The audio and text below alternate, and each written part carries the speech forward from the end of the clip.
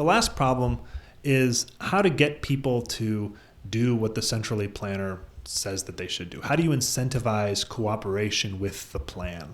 Okay, so you can maybe live in a society where everybody really buys into this and everybody really trusts the computer, and so they just do it of their own free will.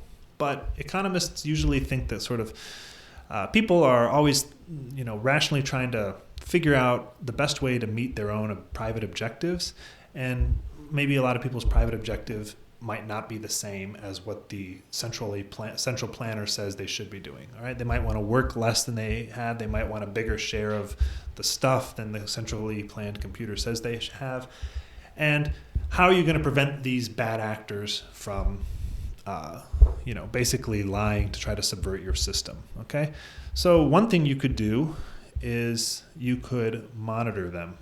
Okay, so you could essentially have people keep an eye on people and make sure that they're cooperating, and you could even punish those who do not. And so you get cooperation by kind of watching what everybody's doing and punishing if they don't. The trouble now is that you've created a police state.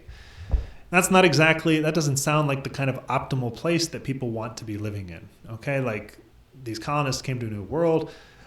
Yes, the computer figures out everything they want to do, but if it takes kind of robot guards managing and like making sure that you're doing everything that it tells you to do, who's going to voluntarily sign on to that? On a more trivial notice, it's also a waste of resources, right? You have to waste some of the society's resources monitoring people, enforcing punishment, and so on, okay? An alternative approach that you could take, and I don't know if I have room to write down here. Yeah, you could use like more carrots and sticks, right? So you could give people rewards for cooperating, okay? So if people do the job that you assign to them, they might be rewarded with more access to output, okay? But at this point, what you're doing is starting to get closer to a market where people have wages and they use that income to go to the shop and buy things, okay? And so what we're going to turn to in the next unit is we're going to show that a market economy, under certain conditions, which the third part of the unit will explore, the third part of the class will explore, do these conditions ever really hold? But under some conditions, set that aside. We'll come back to it, don't worry. A market solves all these problems, okay? It figures out which Pareto optimal allocation to get to.